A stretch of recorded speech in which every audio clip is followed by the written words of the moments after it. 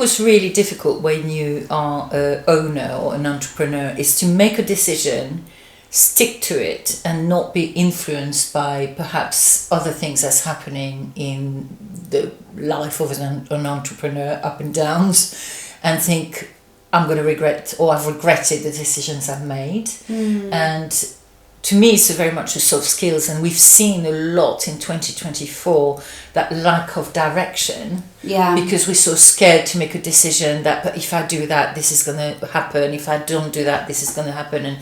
And then we're so scared that we end up not making any decision, making any changes that actually could be better.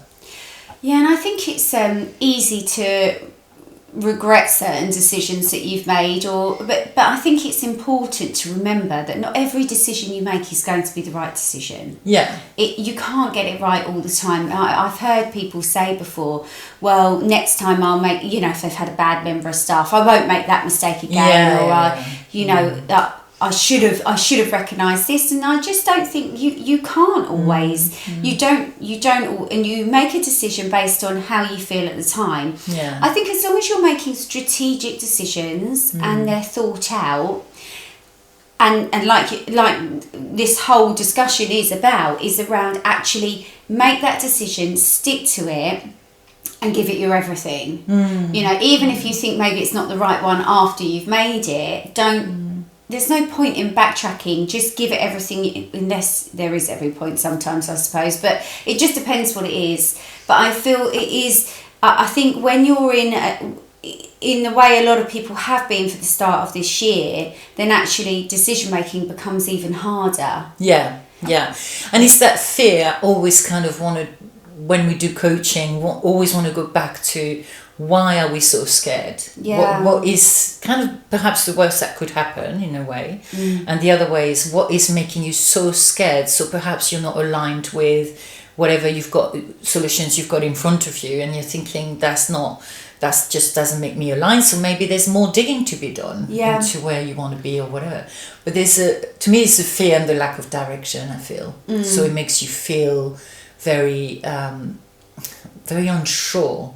And when it comes to, therefore, having a staff member in front of us and making mistakes, it's a bit of, I guess, perfectionism going on, isn't it? Yeah, of course, you always want to get it right. But, I mean, that's not how I've failed in lots of things that I've tried to do. And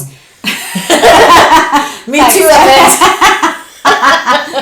No. Oh, thanks. Yeah. No, me too, Emmett. No, it's just I had the image of this staff member that came to us, and about 2 days later, one of my managers looked at me and said, "Did you hire her?" It's like, yes, I did. Yeah. It's like a personality transplant, literally. What it was, two different people. Yeah, and I mean, that is it. I mean, you are going to fail. You're not an entrepreneur if you don't try things and fail. You've had so many businesses probably before one succeeds. And I think there's a difference between making and sticking to a decision that might not be quite right, but seeing it through, or not considering anything before you make that decision, anything strategically, and then you really are dancing on thin ice, really, if you're making decisions left, right, and centre, I know it's about not making decisions or struggling to make decisions, but sometimes we're making decisions without even thinking about them. I think if we take it back to strategy, and then what is in your strategy and what you need to do, then you need to make a clear decision on. I've got someone in my mind that we have dealt with before in the past that has a section of her business that really shouldn't be there. Yeah. And has never wanted to let it go. And at times we thought maybe, it could be made a go of and it looks potentially more promising, but actually when it boils down to it, we're 2 years on and it could have gone a long time ago, and it costs around £1,000 a month to have this section. But something won't allow this person to make that decision. I think potentially comes down to a fear factor of having to tell, the people that work in that area that's going to go. But that's when you have to be cutthroat, I think, with certain things, especially when times determine that we need to get rid of anything that isn't working or is costing us money.